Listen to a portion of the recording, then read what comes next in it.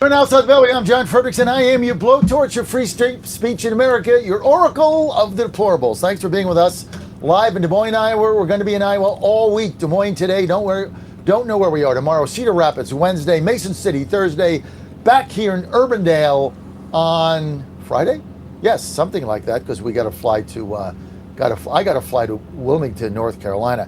I tell you what, though, doesn't matter. I can be on a bus. I can be at home. I can be anywhere. I can be in the studio. Guess what I'm having, baby? Hang on. Got to get my. This is not my first sip. I've had some, but hang on. Larry, in Rich Vegas, you're right, Larry. This is the best coffee ever. Good. It is good coffee. Saxman, what do you think of my 1775? This is good coffee. And I'm not just saying that because I'm on your show. Michelle and I used to have a coffee shop. We were like before Starbucks hit our hometown of Stanton. And I have Starbucks every morning, or I'll go to the local Starbucks store. This is right up there. 1775. And it's affordable. And you don't have to have a whistle stick. Go to. You say swizzle stick? A swizzle stick. Go to 1775coffee.com. Best coffee ever. Go to 1775coffee.com. Promo code Godzilla, 10% off, and it is affordable. So thank you, Larry, for mentioning that. They ship it right to your house? Yeah, they ship it right to your house, and I think if they you have order K-cups? a certain amount. Yeah, those are K-cups. Those K-cups? Yeah. They got beans. They got everything. They got beans, grounds. Wow. 1775. I like the dark roast. Yeah, I do too. I always buy some medium too, because sometimes in the afternoon, Aunt says I drink too much coffee. I drink 8 cups a day, but I've been doing it forever. So it's like President Trump taking aspirin. Go to 1775coffee.com, 1775coffee.com. Promo code Godzilla, get 10% off, and you are good to go. So we look at these midterms coming up, and I think we got a shot. I like what's going on. Trump is banking on these refunds. I'm banking on just prices are coming down a little bit, and I think people are going to start to feel it. But I tell you, Chris, foreign policy-wise, I think that by the time we get to August, Venezuela went. I think Iran, I think the Ayatollahs fall. Yep. And I think Cuba falls. Wow. I think same year? It's all between now and the summer. They're going to fall. I mean, he's got that armada out there for what? Like play games? What did he do in Venezuela? Same thing. They're not there for show. They're setting up. And Cuba, he's just cut off them financially. They're getting squeezed. They can't get any money. They can't get any oil. I don't know what he's going to do there, but I think they're going to take the Ayatollahs out. Wow. Or, Wow. like you said at dinner last night, they're going to give them an offer they can't refuse. Oh, the offer is you can die and take your money that you've already shipped out of the country, which is billions of dollars that they've shipped out. Scott Bessent has talked about that publicly because we can monitor their money flow. Right. I think they're just doing a deal, and they've got a loaded gun, probably literally at their head, saying it's time to go. We can do this peacefully, or we can do it our way. See, it doesn't have to be an occupation. Right? No. Because the president said no occupation. No, well, not an occupation, but no continuous wars, no forever wars. Right. You just get them out. But look what they're doing in Venezuela. They didn't go and occupy that. They went over to the number 2 and said, "Okay, you gonna play or not?" This is straight up stuff. This is straight up Godfather 101 and 102. You gonna play? And Maduro said no, and now he's gonna spend him and his wife the rest of their life in jail. If they're lucky. If they're lucky, he could have just gotten out, right? Taken the money, right? I'll go to Switzerland, right? Be done with it. Trump would have been fine with that, but he defied him, and now he's like done. Right. And they're going to say the same thing to the Ayatollahs, right? Right. You got 2 choices. What's your legacy here? What's your retirement plan? Yeah, because if they don't have 401ks. Because remember, he went to the Afghan guys, right? Whoever they were. And he said, "I know your houses are." No, he showed him a picture. Yeah. We will drop a bomb here. Yeah. We will kill you. Right. So you either do what I say, or you'll be dead. Yeah, it's your choice. It's your choice. Yep. They showed him the pictures of his house, kind of like when Reagan bombed Gaddafi's house. killed his wife, his son, Oh, yeah. and wounded him. You never heard a peep out of him again. Very quiet. I mean, these are the things you have to do. But That was the only political conversation I had with my parents until I ran for office, was when we bombed Libya. My mom comes running into the room. I'm watching TV. My dad's over reading the Wall Street Journal, as he always did in the afternoons. I think it was on a weekend. And she comes storming in. She was like, she wanted to be the liberal gal until she had a business, then she realized she wasn't. She comes and goes, well, I hope you're both happy. We bombed Libya. I'm like, okay. You're not upset? I'm like, I'm sure we hit the targets. What's your problem? And she turned to my dad. She goes, Bill! And he goes, he's right. We put the paper back up. We went right back to... That was the extent of our political conversations. You never heard a peep. And then Gaddafi ended up being a major U.S. ally for a while. You never heard a peep out of him again. Because he knew if he did anything else, he's dead. They are technologically so superior to everyone else in the world. Yeah. And look what happened in Venezuela. Stunning. What is they did with that infrared noise thing? I don't know what it is. They were bleeding out of their ears. When we find out, well, they carried all the Cubans off the plane. The Cubans guarded Maduro, and they carried off their remains in boxes. I'm like, were they cremated? They were incinerated. I don't know what it was, but there was not much left. They didn't carry the coffins off, right? Like the 6-foot-long coffins. And little like boxes. Literal boxes. Yeah. Like you put your remains in. Yeah. And I don't know if they were like an urn. Yeah. And I'm like, that's all that's left? Holy God. Yeah. No one's talking about it. No, they were incinerated. No one's talking about that in writ large. No one in the rest of the world is really talking about what exactly happened. Because they're not chirping, right? They're not bragging. They're just saying, we know what to do. You don't want to go up against the American military. If you're Iran and you don't have any anti-aircraft defenses. None. Nothing. They've been taken out. Zero. Nothing. Yep. Zip. And they know the deal. And you think Israel is just sitting back going, we're going to take a couple months off. Yeah. They're pressing hard right now. Well, you don't know what the Mossad's doing. They're already infiltrated so deep in that government. Well, you said you have to think Iran has no defense. None. I mean, you look at when we went in there. First of all, the Israeli Air Force took out all their air defenses, and we went in there. A shot wasn't even fired at a plane. They have no air defense. Nothing. They have nothing. They have no navy. Even if they did, our technology is so superior to theirs anyway. Blow them away. It can be so surgical. What happened in Venezuela once the reports come out, and they start doing the reviews, you're gonna be write a book. Oh my God, that's gonna be like, holy God! Like when we went and took out Bin Laden. What was that? 2011, 2010, 2010, May 1st. And then you heard what happened, and you saw the movie, and how well the SEALs were trained for that, and how well Delta Force was trained to go into Venezuela. They knew exactly what to do, and they trained over and over. And, in Virginia, that's where the SEALs train, and they're so ubiquitous in the Virginia Beach community. They don't look at their job as being special or heroic. They literally just see it as a job. But they're so well trained in that, they're so effective. And good luck, Iran. Good luck, Cuba. It ain't going to work out well for you. So, and I think they know that, and they're going, okay, what's our exit plan? All right, let's get to Dave Brat on the line, former congressman, Virginia 7, now senior executive, Liberty University, does outreach, business development. Dave, thanks for being with us today. Hey, you bet. Thanks, John. I gotta jump a little early today. I apologize in advance. No worries.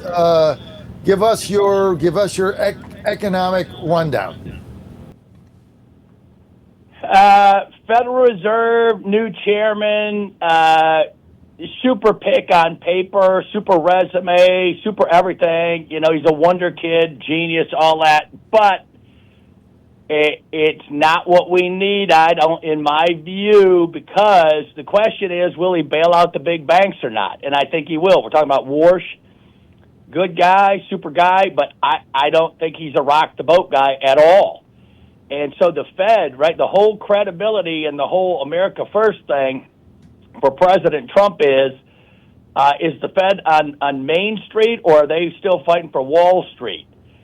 And Trump's been pivoting toward Main Street, and Bessent, to his credit, has been saying that over and over and over. But the Federal Reserve, I don't see any signs of a major crack-up, right? They have thousands of economists, floors of economists, and none of them have ever done a study of the effect of the 10 to 20 million border invasion, the 10 to 20 million illegal immigrants on our labor market, on our low-wage workers, who all those illegal immigrants are hurting the low-wage workers, right? That's who they're competing with. There's never been a study on the $17 trillion we spent in wars in Afghanistan and Iraq to see if that was the best place to invest in our economy. The answer, I don't think, is no. They've never done a studies on the illiteracy rates in all of our Democrat cities. I mean, obviously they're not going to do the Democrat city, but any major city, the third grade reading rate in Chicago for poor kids is 12% can read. Third grade on-time reading, 12%. And so that Federal Reserve System, is linked to the globalists going way back. And so I want to see a little crack up there, and so maybe I'm wrong. Maybe we'll see. Maybe Warsh and Trump have an understanding, and he's going to do some major overhaul there. But that's on the economy. The growth is explosive right now, right? The Fed now, the Atlanta GDP Fed now, you can go Google that. They've got a real-time forecast, and we're growing at like 4.5% right now. And the capital is coming in. That's all good, and it's going to take a while, right? I said way back when the lag on fiscal policy is a year and a half. The lag on monetary policy is a year. That lag just means there's a delay, and so it's been about a year and a half, and stuff's going to start kicking in a good way. And so I'm bullish on the Trump economy and what he's doing around the world. He's making the world finally pay up, and it's great.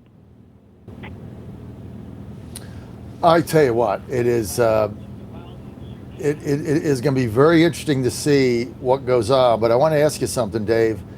President Trump, for the economy, is banking on the effects of the rebates that are going to be coming back. And so my question to you is very simple. Rebates have never really moved the needle. But this might be different because it's just not a check you're getting for $600 like George W. sent out or something. This is like your taxes refunded back, and it's not $600. Like one of the waiters I know at that we just had our event on at Bobby Van's, getting back $5,500. I mean, that's a lot of money for a waiter. So do you think that's going to have the impact that the president is hoping it'll have on the economy and people's attitude? It all depends. The economy, gas prices are down. He's done the Venezuela thing. That's going to keep downward pressure on gasoline prices. Everything's energy. He's full on energy. That'll help lower the cost of living. The rebates themselves, maybe a hair. But the bigger thing, the base, it's going to be a turnout election. And for the base, it's going to be the accountability piece. And I'm just praying, right? I mean, I've heard, Tulsi's down there. Other people are all around with major conspiracy cases, which means there's no statute of limitations on those. They can go way back till the origin of when the crime started, Russiagate, et cetera. And so we'll see how those pan out. But the base especially wants to see some accountability so we can believe in our system, and believe in the greatness of the United States and America. And, the elites and the deep state are dug in, and it's hard for even President Trump to fight against. Some of this stuff is so evil and so nasty. I think the American people, the young men, are digging into it, and they're finding out what's there, and it's scary. It's some scary stuff down in the sewers. And so we got the right guy. Thank God that God put Trump in office. No other man could have risen and fought like he's done. And so we got the right guy. And it's just a matter of whether he can crack something open on the accountability front. Then the base will go nuts, and the vote will be there. Dave, define. I know you've only got a minute. Define when you say we need accountability to get the base back. Like define that exactly, and then take off. Yeah, well, just any of the election reform stuff, the Atlanta stuff, The lawyers down there, I'm friends with some of them. They need 10 or 20,000 votes to show that that election could have been overturned. They have 300,000 votes. The FBI grabbed them. They grabbed the ballots. None of the ballots were wrinkled. You have to put them in an envelope and sign them. None of them are signed. None of them are wrinkled, so they were never in an envelope. Cleta Mitchell, she's got 150,000 ballots going one way wrong, 150,000 ballots going the other way wrong. There's all sorts of – that would be a huge win because that's a data point that shows one state we have the receipts. And then that's a sign there's probably other states, right, in Venezuela, and there's all sorts of tentacles all over the place internationally even. And then on the Minnesota fraud – it is $20 billion, somewhere in that ballpark, $15 to $20 billion we know of. Something's got to happen there, right? Someone's got to go to jail for $15 billion. That's, a quarter the size of the Virginia budget. In Minnesota, California probably dwarfs that. We're going to see what happens there. And so those are some of the instances of there's just some low-hanging fruit where they got to put away some folks. And then you got the whole, Comey and Brennan and the usual suspects from going way back to Russiagate. Russiagate, we also know we have receipts. This is not theory or guesstimates, right? That's all been admitted to, and it's just like the '08 financial crisis. That's why I opened with the Federal Reserve. There's no accountability for the elites. They all owe each other, poker chips. And that's why there's no accountability. And that is not the American system that's best for the American people. Dave, I know you got to bounce. Thank you. Thank you for your time. Thank you for being with us today. Nope, always great. Sorry I was a little late today. I got ice problems. Thanks, John. It's all right, Dave. Quick word from our sponsors. We'll be right back. Eric Branstad's going to be joining us at 8, now by video. Apparently he told me he had to fly to Washington, D.C. last night for a meeting.